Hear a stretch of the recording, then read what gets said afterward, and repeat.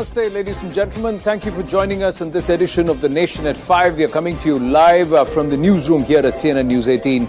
I'm Anand Narsimhan, and the spotlight is going to be around Hinduism, Hindutva, and all around these adjectives and these different coinages. The common thread that binds them together is a growing narrative of Hindu misya or Hindu hate. Let's start with the various issues. First up, another aspect of secessionism with the Khalistani bent, which is again targeting Hindus in Canada and Hindu establishment. So we'll start with that. This has happened in Brampton in Canada. Now, increasingly, this referendum movement, the Khalistani movement, is gathering a certain amount of pitch and pace and chorus on Canadian soil. And despite multiple concerns that have been raised, there is not much that's been done to try and A, stop these voices, B, arrest those who are sowing these seeds of discontent, and 3, those people who are using foreign soil to try and create an activity to break India, to try and organize people who could work towards with this sentiment of breaking India. Let's not forget that a lot of the Canadian citizens are from India who have emigrated, and they still have family back in India. And the message that is being spread there is somehow finding its way back into India, into Punjab. And we are also seeing those seeds manifest or take root even on Indian soil. Now let's take the latest instance where there were people on the 6th of November in Canada's Brampton. They were waving pro-Khalistani flags and also carrying anti-Hindu posters that were bashing Hindus.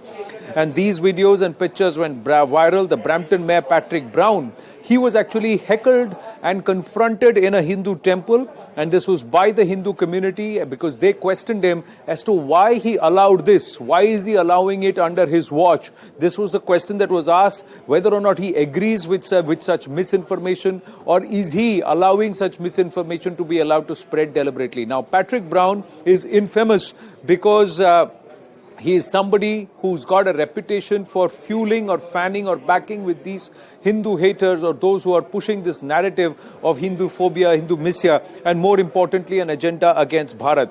Now, this comes very close on the heels of India sending a strong message to the Canadian government over the referendum that was also being planned, and said that these are politically motivated exercises by extremists.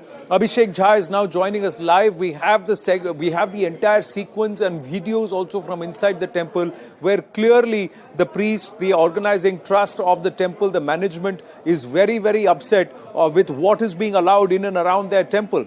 Especially at a time when there is supposed to be unity, those sowing seeds of divide seem to be getting a free run on Canadian soil. So Anand, we have clearly seen those pictures and those photographs where those billboards and hoardings have been pasted across major trucks and various public places where anti-Hindu and anti-India sentiments or propaganda has been pasted. This has been happening under the watch of mayor and the local administration, and this is the reason, this is the concern that the local community expressed to the mayor at Brampton when he was visiting a temple, when they sort of heckled him, also asking an apology and explanation that why, under the watch of authorities, such anti-hatred campaign can be done. In fact, this is one issue that India has also raised officially at multiple diplomatic level. In fact, last week only, MES Spokesperson Arindam Bagchi, on a question about referendum of Khalistan happening in Canada, said that they have raised this issue both in Ottawa at High Commissioner level, and in Indian High Commissioner of Canada in Delhi has also been apprised of the India's stand on this issue. Despite the fact that India has been raising and lodging its protest on the Khalistan extremist activities in Canada, there has not been any solid or concrete assurance from Canadian authority that such activities will not be allowed. In the name of freedom of expression and speech, they are saying that they are not recognizing those referendums, but they can't stop anybody from conducting any political activities because that is a free country and everybody can express their opinion. But if something happens to be antagonized a friendly country, India, some sentiment or some hatred campaign is being organized at a very protected level, then it should be concerning and the authorities should take action. This is what India has claiming, and this is what India has been telling to the Canadian authorities. But there doesn't seem to be much that's being done. There seems to be this lobby, and they seem to have grown so strong that even the politicians in Canada are afraid to take any strong steps. Abhishek, thank you for your inputs. Abhishek Banerjee is with us. We also have Tushar Gupta. Namaste, gentlemen. Festive greetings. We're just a day after Kartik Purnima. We're looking ahead to a very, very festive week. But at a time when the Hindu temples will be thronged with devotees, there are posters, banners which are put right in front of their eyes, which is bashing them, which is abusing them, and this is happening on Canadian soil. Should we just say that a government that is supported by somebody who's a known Khalistani and a Khalistani sympathizer, nothing much can be expected from them? Or should we turn around and say, what's the point of our diplomatic muscle, our rising stature in the world, if nations do not understand that they cannot allow subversive activities against India on their soil? Abhishek. Yeah. Anand, so first of all, this excuse that Canada is giving that of freedom of expression, this is absolutely a joke. First of all, because Canada has very strict hate speech laws. And the second thing is, when it comes to their own national security, they are capable of taking extremely draconian measures. We saw earlier this year when some completely unarmed truck drivers and, these protesters, they approached the Canadian capital, Ottawa. They declared a national emergency. They locked out everything. They closed their bank accounts. They took away their pets. So they are capable of acting very brutally and in very draconian fashion when their own interests are threatened. Now, there are certain reasons why Canada is emerging as this ground zero of Khalistani activity. First of all, we have to understand that there is a tussle for vote bank politics between the Liberal Party led by Trudeau and this new Democratic Party led by this person, Jagmeet Singh. Now, he is a known Khalistani sympathizer. And his party is not small. It got 20% of the vote as far as I checked in the last parliamentary election. So it's a really big party.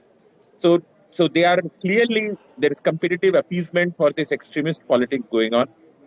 And then again, of course, there are anti-India forces which have realized that, they cannot operate on our soil, but they have access to the diaspora in Canada, in Australia, in UK. And because they have such close ties with their families in India, they are able to, not only organized crime, they are able to push extremism from abroad. And the third thing I would say is that there is a section within India itself, which is now taking a whatever it takes approach towards dismantling the current government. If they cannot bring the government down, they will break the country apart. We saw, and they are very good at manufacturing narratives. We saw they manufactured these separatist narratives during the so-called farmer protest last year. And then recently, and we saw that this entire thing that happened in Canada was about the 1984 riots, which is a horrible, horrible event in the history of our country. But you look at how they are changing the narrative regarding that. I will point you, and everybody should read this article. It's on this very dodgy, shady left-wing portal, which was just caught fabricating screenshots. Everybody can go and see the article they brought out recently, because October is the day on which Indira Gandhi was assassinated, and it's the same day, coincidentally, happens to be Sardar Patel's birthday. So if you read their articles, they're very cleverly trying to change the responsibility, move the responsibility away from the Congress and say that no, it's actually Hindu nationalists who are behind this. And now India's Hindu nationalist government is trying to cover up the 1984 riots by celebrating Sardar Patel's birthday as Rashtriya Ekta Divas. Now, anybody can understand this is very vicious, vile propaganda. But this is the kind of thing that is being done by a bunch of shady left-wing portals who now have a whatever it takes approach against the government. Whatever it takes, and also they claim to be the intelligentsia, and they have already crowded and they have cornered the academic discourse, and then they are now setting up and pushing narratives. The play of words is phenomenal. But Tushar Gupta, there is also significant impact of what is happening on Canadian soil. There is a direct fallout of it on Indian soil.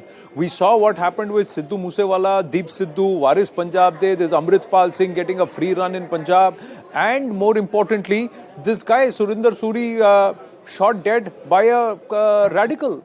A guy who does not know, has an altercation, picks up a gun and shoots him. And then you find all this kind of rabid literature, and including images of the Canadian referendum on his person. So what's happening in Canada is having a direct impact on what's happening in India. Absolutely. Well, good evening, Anand. Good evening to Abhishek. Abhishek here made some very important points. And, to add to what he said, And then last year, around 2021, during the lockdown, the virus-induced lockdowns in Canada and India, I happened to interact with a lot of Sikhs in Khalistan, which was a proper lobby operating on the Referendum. These were people who were advocating for Khalistan using the farmer protest as a premise. And this happened on one of the very active social networking apps that became very viral at that point of time because of the lockdown. And the question you asked them was, what about Khalistan? What's your political model? And their answer was simple, that we want to carve out the Punjab that is in India, not in Pakistan. Their conflict, or the conflict they imagined, was with Hindus, not with any other community, not with the communities in Pakistan. If you ask them about their defense model, Anand, just to give you a peek into their mindset, they used to say that we'll engineer a mutiny within the Indian armed forces from where our Sikh brethren will come and support our project. That is what the mindset of this lobby operating in Canada and specifically Brampton is, that they want to engineer a mutiny in the Indian armed forces. They want to take over Punjab. And if you ask them, would there be place for Hindus? Because Punjab is 40% Hindus. Would there be place for Hindus in Khalistan? The answer used to be absolutely not. So this is the mindset with which this lobby operates. Now, the Canadian government can say that, oh, this is just another political event, we cannot control it. Absolutely wrong. This is a separatist movement that is very much active in their land for the last 25 years. But unfortunately, you answered the question yourself. There is nothing that can be expected from them given the condition in which the government is running, given the coalitions, the way they are functioning. So at the end of the day, India needs to exercise its diplomatic muscle. India needs to come down heavily and say, either you stop all this or India and Canadian relationship will suffer in the long term, because this is not good. And this is also happening. And I come from Chandigarh, and so I can tell you this is also happening a very negative impact on the youth in Punjab. Already most of them want to migrate to Canada for better opportunities. Yes. But the kind of literature that flew in during the farmers' protest, the entire premise was made about Hindus versus the Sikhs. It was a policy issue. It was about the betterment of Punjab. But at the end of the day, the same lobby, the Khalistan lobby, which wants to engineer a mutiny in the Indian Armed Forces, made it about Hindus versus the Sikhs. 1984 has become about Hindus versus the Sikhs. So at the end of the day, some very disturbing objectives of this entire lobby, and it needs to be dealt with a heavy hand, starting diplomatically. And it's very urgently. Sikhi emerged out of Hinduism, and it was Hindu homes who gave one child towards defending the borders, and it was fighting the Islamists. That's what the Sikhs have done, and the history is rife with those stories. But those stories have not been told. Those stories have been now masked, brushed under the carpet, and a different narrative has come through. So it's all forgotten, Abhishek Banerjee. Now we know what is happening. How do we change this? Is just standing in front of a mayor like Patrick Brown enough? Is just heckling or standing him and asking him and questioning him enough? Or has more to be done? How does India take this up at a level where the Canadians don't dare to do this again? And they cuff up those Khalistanis, because they will turn around and say it was this government itself which gave a free pass to these Khalistani elements to come back to India, which took them off the blacklist, which said that, all right, we embrace you, we come back, what has been done with you is injustice, come back and do good for your own country. But they believe they're going to cut this country out and carve out another one. So what do we do? Yeah. So Anand, I believe that our response has to be a mix of soft power and hard power. When it comes to the soft power part, we have to start, engaging more with our diaspora and using it as a means to project power against those who are maligning us. We have to really, because we have a huge diaspora. They have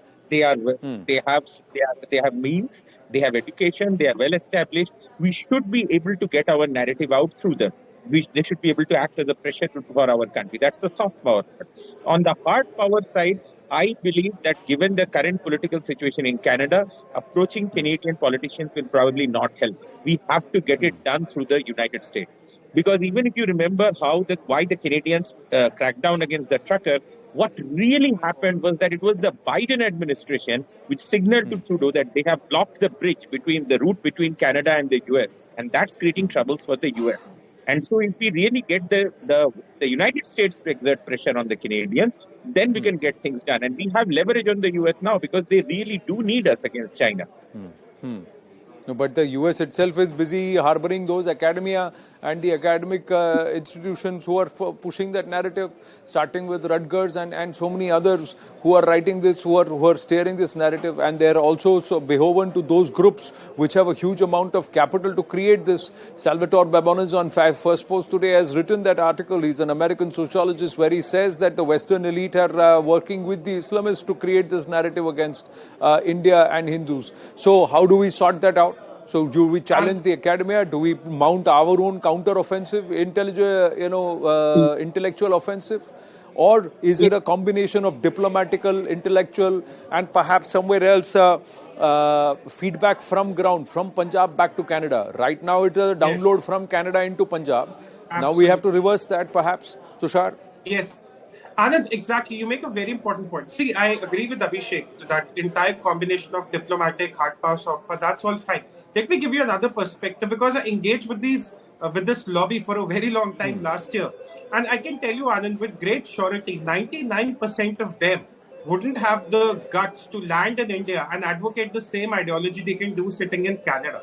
But the problem is the downloading of the literature that is creating overnight leaders in Punjab. One of them you named, Amritpal Singh, and the consequences of it was the death of the Shiv Sena leader, which we saw last week. So what we need to worry about is the literature reaching Punjab and the overnight creation of new lobbies, new leaders who might advocate something else. So that would not be only a hindrance between the federal structure, but the relationship between the center and the state, because the government also right now in Punjab, the state government is very feeble. So at the end of the day, our worry begins with Punjab, what's going on there, and that needs to be a show of strength. That is where the federal relationship between the center government and the state government becomes very, very important. But what the intelligence, what the Ministry of Home Affairs needs to watch out for is this overnight lobby that is coming up in Punjab, because 2, 3, 4 years down the lane, they are going to be the next big headache, bigger headache than the lobby in Khalistan, the Khalistan lobby in Canada.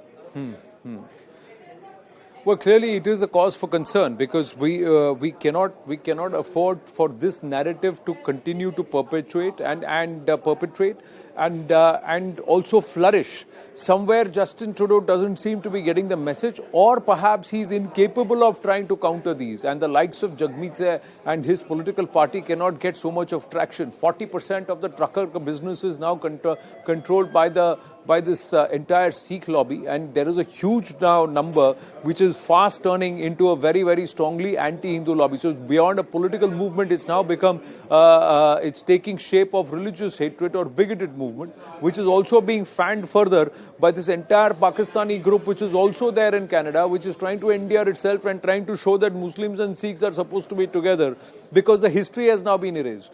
The past has been forgotten. Abhishek, final word. Should that past be brought as a reminder from the 14th, 15th, 16th, 17th century onwards?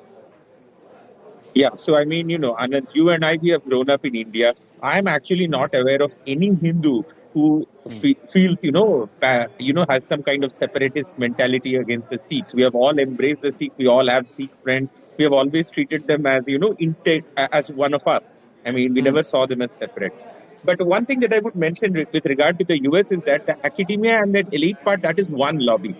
If you look at the New York Times and the Washington Post today, yesterday actually, together, both of them published articles saying that, India should take the initiative in bringing peace in Ukraine. Such articles cannot come out without sanction from the US military-industrial complex. So, there is also another lobby. So the US has multiple lobbies, and we should be tapping whichever lobby which we can use to our benefit, and we can pressure the Canadians through that. True. Abhishek and Tushar, always a pleasure speaking with you, gentlemen. Thank you very much. Have to move on. Big development again coming from the United Kingdom, and this one pertains to an absconder, somebody who's wanted by the authorities, and finally the courts have ordered his extradition. It's a big victory for the Indian agencies, as Sanjay Bhandari has now been ordered to be extradited out of the United Kingdom. He does have the appeal with the UK High Court. within 45 days against this extradition judgment. Extradition based on a request from the ED and the income tax. The request is over entire black money case. The ED and IT both had submitted evidence of Sanjay Bhandari holding black money abroad. And after the ED submitted documents with the court in the UK, the court decided to tag Sanjay with a GPS locator around his wrist, and also so because he was deemed a flight risk. More importantly, they restricted his movement to a certain portion of the United Kingdom, out of which he was all other places were out of bounds for him. He was asked not to leave a particular area of London. Ashish Merishi is now joining us live. Ashish, how significant or how big is this? I'll come to you. Sanjay Suri is also with us. Sanjay, what happened in court? Now, in this extradition process, is this now going to be a long-drawn fight again in the High Court? Or is that also going to be time-bound in terms of the High Court's decision on what the court has now decided today? Well, we could be looking at a High Court decision, presuming that there will be an appeal, and almost certainly there will be an appeal, perhaps a few months down the line, because the next step is for the court order from the Westminster Magistrates Court here to be sent to the Home Office for the Home Secretary to sign that order. That is a rubber stamping, and that is a matter of process. It is not likely that there will be any reversal or modification of the decision by the Home Secretary.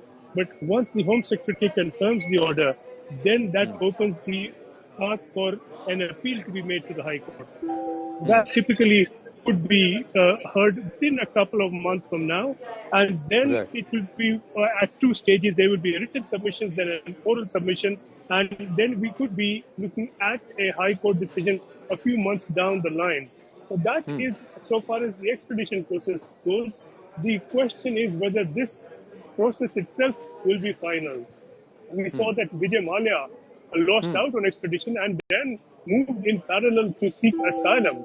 Now, with Sanjay Bhandari, if that parallel track is activated, then there's no saying how long that will take, because that is a process that the Home Office decides on, and once that goes to the court, that is held in private. There's no public access to those proceedings. So there is a question there whether that parallel track will trip up this whole process. Well, absolutely. How significant is this? He's a wanted man. There are a lot of answers that he can provide, especially with the arms dealings. How big a victory is it for the Indian agencies to procure this verdict from the court? It's a long-drawn battle, though, Ashish. Certainly, it's a long-drawn battle. He's got 45 days to basically apply before the High Court. And let's see if the High Court accepts the application or not, Anand. But, just to refresh our memories, we were the first channel to track down Sanjay Bhandari, and our colleague Sanjay Suri was manhandled, or he was physically attacked by Sanjay Bhandari and his cousin Sumit Chadha. But ultimately, if you go into the background of the case, is very clear that there was a case registered by the Income Tax Department on the basis on which the extradition plea has been filed. There was a black money case which suggested that Sanjay Bhandari did not disclose his assets abroad under the Black Money Undisclosed Foreign Assets Act, and that is why based on that prosecution complaint filed by the Income Tax Department, ED took cognizance because it comes under the scheduled offence as well, and finally ED and Income Tax filed an extradition request. The judgment was expected in November, and the judgment is finally out. But certainly we all know that getting somebody from abroad, especially United Kingdom, is a Herculean task, and we don't know getting them physically to India would actually be practically possible or not. Well, Sanjay Suri and Ashish Merishi, thank you for your inputs. And Sanjay, great job done. I thought you'd yourself be talking about it when we came to you on the Sanjay Bhandari story, but Ashish has done the needful. Yes, ladies and gentlemen, we keep you at the forefront of our investigations and the stories. Thanks to our team of reporters like Sanjay and Ashish. Phenomenal job done, gentlemen. Thank you very much. We're going to take a very short break here on The Nation at 5. When we come back, we turn the spotlight towards Karnataka, where a certain Congress leader has a problem with the word Hindu. We tell you why. Stay with us.